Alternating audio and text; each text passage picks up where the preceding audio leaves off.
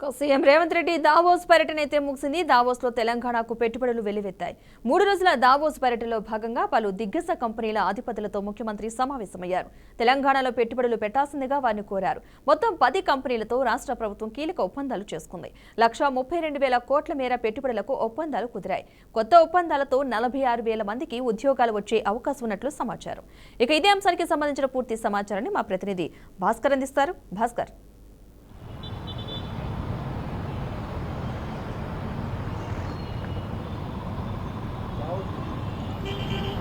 నాకేం ఫోన్ రాలే, phone cut అయ్యి.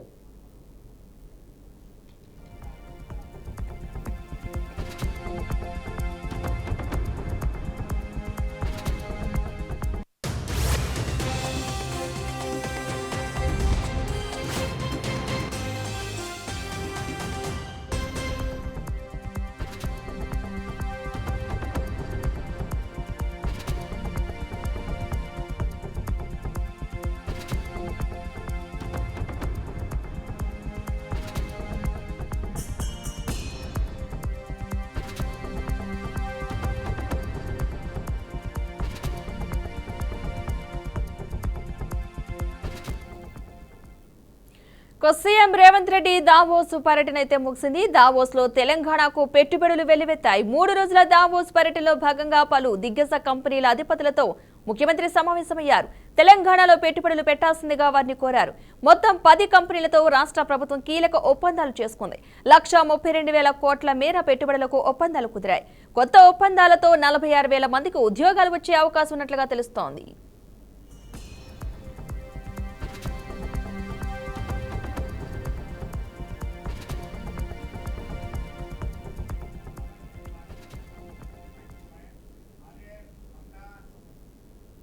ఇదే అంశానికి సంబంధించిన పూర్తి సమాచారాన్ని మా ప్రతినిధి భాస్కర్ అందిస్తారు. భాస్కర్,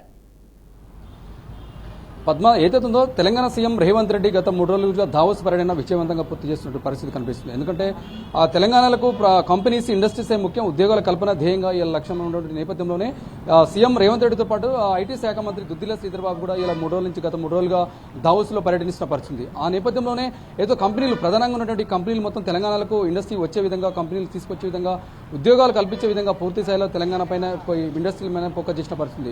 దానిలో భాగంగా చూస్తున్నాం గత ప్రభుత్వం కంటే కూడా ఏదైతుందో గతంలో 10 ఏళ్ల ప్రభుత్వం ఉన్నటువంటి నేపథ్యంలోనే గతంలో కంటే కూడా ఈసారి పెద్ద మొత్తంలో కంపెనీలు తీసుకొచ్చే విధంగా సీఎం ఒక విజన్ తోటే ఉన్నట్టు తెలుస్తున్న పరిస్థితి. అదేవిధంగా దీంట్లో ప్రధానంగా చూసుకుంటే నిన్న ఒకరోజే తెలంగాణకు 56,300 కోట్ల రూపాయలకు సంబంధించిన కంపెనీలు మొత్తం ఒప్పందం కుదిరినట్టు, దాంతోపాటు ఆ కంపెనీల సీఈఓలతోటి పూర్తి స్థాయిలో మీటింగ్ అయింది. ఆ కంపెనీలు మొత్తం తెలంగాణకు పెట్టుబడులు పెట్టేదానికి వాళ్ళంతా సుముఖంగా ఉన్నట్టు తెలంగాణ సీఎంకు రేవంత్ రెడ్డికి చెప్పినట్టు మనకు స్పష్టంగా తెలుస్తున్న పరిస్థితి. దానిలో బాగా చూసుకుంటే ప్రధానంగా 45,600 కోట్లతో ఉన్నట్టు సన్ మెట్రో కెమికల్స్ కూడా నిన్న ఒప్పందం జరిగినట్టు ఒక ప్రకటన తెలిపిన పరిస్థితి. అదేవిధంగా 10,000 కోట్లతోటి కంట్రోల్ ఎస్ ఒప్పందం కూడా కుదిరినట్టు తెలుస్తున్న పరిస్థితి. అదేవిధంగా 800 కోట్లతోటి జేఎస్డబ్ల్యూ ఒప్పందం, మెగా ఇంజనీరింగ్ కంపెనీతో పాటు 3 కీలక ఒప్పందాలు జరిగినట్టు తెలుస్తుంది. ప్రధానంగా చూసుకుంటే 15,000 కోట్ల పెట్టుబడులతో మెగా ఒప్పందం కుదిరినట్టు ఇప్పటికే సీఎం రేవంత్ రెడ్డి దానికి సంబంధించి తెలంగాణ ప్రభుత్వానికి సంబంధించినటువంటి కొంత కంపెనీలు ఇక్కడికే మనకు ఒక ప్రకటన తెలిపిన పరిస్థితి. అదేవిధంగా 500 కోట్లతోటి స్కై రూట్ కంపెనీ కూడా ఒప్పందం కుదిరినట్టు ఇప్పటికే దావోస్ నుంచి ఒక స్పష్టమైన ఆదేశాలు తెలంగాణకు వచ్చిన పరిస్థితి.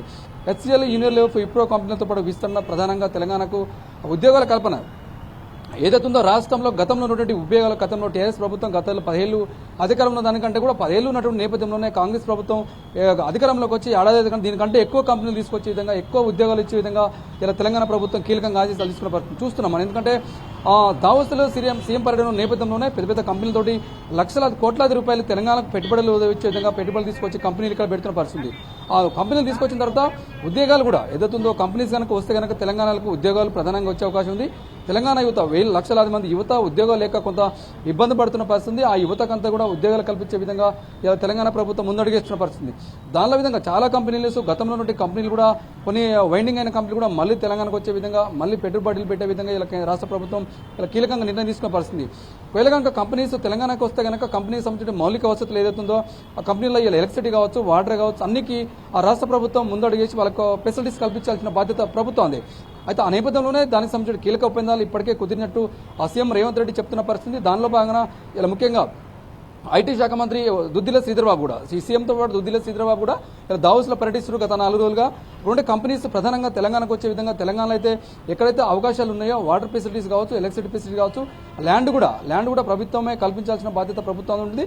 పూర్తిగా కంపెనీస్ మొత్తం తెలంగాణకు తీసుకొచ్చే విధంగా ఆ కంపెనీస్ ఉద్యోగాలు ఇచ్చే విధంగా ఇప్పటికైతే సీఎం రేవంత్ రెడ్డితో పాటు కొంతమంది టీం అంతా అక్కడ పర్యటిస్తున్న పరిస్థితి. ఆ నేపథ్యంలో ఇలా ప్రభుత్వం అయితే ముందడుగేస్తున్న పరిస్థితి ఉంది. పద్మ.